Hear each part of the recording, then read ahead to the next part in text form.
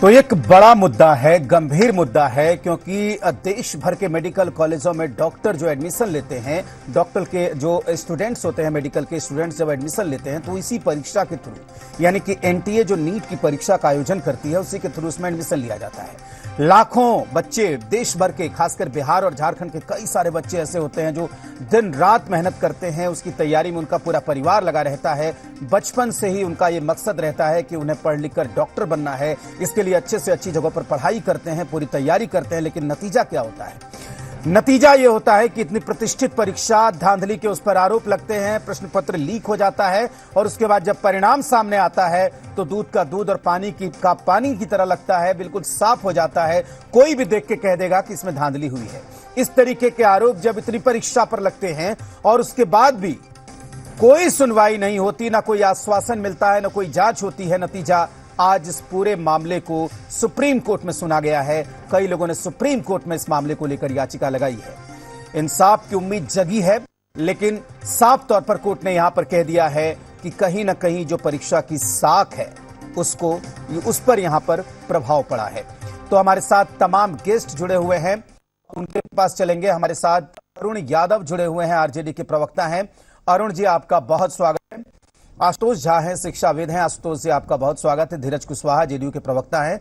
धीरज जी, आपका बहुत स्वागत है। और डॉक्टर स्नेहा शीषवर्धन हैं, कांग्रेस के नेता हैं। डॉक्टर स्नेहा शीष जी, आपका बहुत स्वागत है। इसके अलावा हमारे साथ रांची से जुड़े हुए हैं, बायोम्स इंस्टीट्यूट से, वहां के छात्रों के साथ सबसे बात करेंगे और हम जानने की कोशिश करेंगे कि इससे पहले प्रश्न पत्र लीक होता है, उसको लेकर पटना पुलिस अपने प्रेस कॉन्फ्रेंस में तमाम बातों को कहती है, कई लोगों को गिरफ्तार किया जाता है और उसके बाद आनन फानन में तय तिथि के 10 दिन पहले रिजल्ट जारी कर दिया जाता है, क्योंकि उस दिन लोकसभा चुनाव का परिणाम आ रहा था। क्या हम क्यों न ये कहें कि जो धांधली की बात सामने आ रही थी, कथित धांधली की, उसको दबाने के लिए उसी दिन रिजल्ट दे दिया गया जिस दिन लोकसभा चुनाव का परिणाम आना था। इस पर हम बात करेंगे। हमारे साथ तमाम सहयोगी हैं। मैं कामरान आपके पास आऊंगा, लेकिन उससे पहले आशुतोष झा हमारे साथ हैं, उनके पास चलते हैं। आशुतोष, ये बताइए कि ये क्या लग रहा है पहली नजर में? ये इस चीज पे ठीक है आशुतोष जी, और बताया कि एनटीए ने ये गड़बड़ियां की है। ठीक, आशुतोष जी, आप बने रहिए हमारे साथ। आपके पास हम फिर से आएंगे। हमारे तमाम मेहमान भी हैं। रुक करेंगे रांची का। रांची में बायोम्स से हमारे साथ कामरान जुड़े हुए हैं। कामरान, ये देशव्यापी मुद्दा है, सबसे प्रतिष्ठित परीक्षाओं में से एक है नीट, जिसके लिए बच्चे दिन को दिन नहीं समझते हैं, रात को रात नहीं समझते हैं। बचपन से ही आजकल तैयारी शुरू कर दी जाती है और नतीजा क्या होता है? जब एग्जाम होता है तो पर्चा लीक की बात सामने आती है और रिजल्ट जब निकलता है तो धांधली की बात सामने आती है। सवाल केवल एक परीक्षा का नहीं है, सवाल धरती के भगवान कहे जाने वाले डॉक्टर बनाए जाएं जिस परीक्षा में, उस परीक्षा में इस तरह की बड़ी धांधली। कामरान,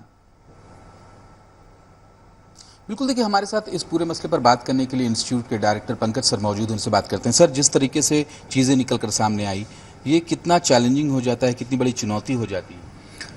देखिए, इस तरह के रिजल्ट्स आने के बाद क्या है कि बच्चे को लगने लगेगा कि हमारा तैयारी करने का कोई मतलब ही नहीं बन रहा।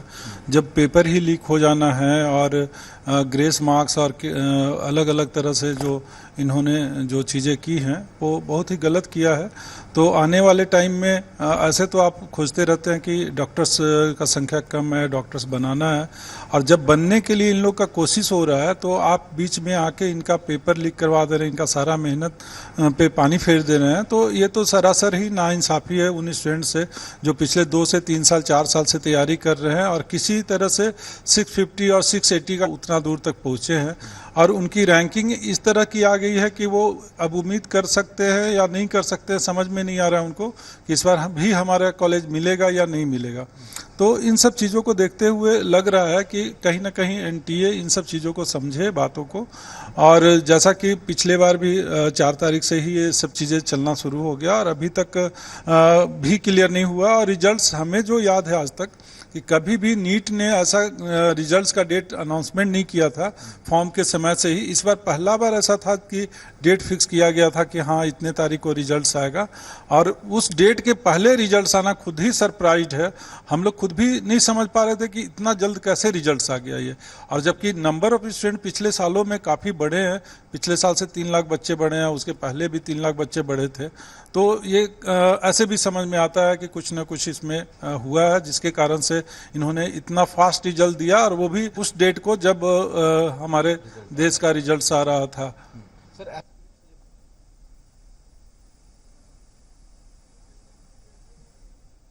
हाँ बिल्कुल कामरान, मैं दोबारा आपके पास आता हूं तो कई तरह की सवाल यहां पर उठा आऊंगा। तमाम मेहमान हमारे साथ जुड़े हुए, मैं आता हूं आपके पास, समय भी बहुत है। एक बार पहले कामरान के पास चलते हैं। कामरान, उस समय ऑडियो में थोड़ी दिक्कत थी।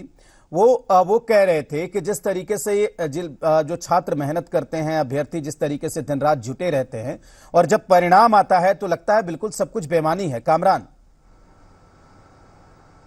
जी बिल्कुल सर, सही ले लेते हैं सर। जो बातें आप कह रहे थे कि बच्चों को काफ़ी तैयारी करनी होती है, लेकिन जब रिजल्ट आए तो एक तरीके से वो निराश हो गए। हर एक बार हम लोग ये टारगेट देते हैं उन्हें कि देखिए, पिछले बार इतने मार्क्स तक के बच्चे को कॉलेजेस मिला है। जैसे पिछले बार का अगर हम लोग देखें तो 2023 में लगभग जो 600 मार्क्स के आसपास के बच्चे को झारखंड में गवर्नमेंट मेडिकल कॉलेजेस में एडमिशन मिला था।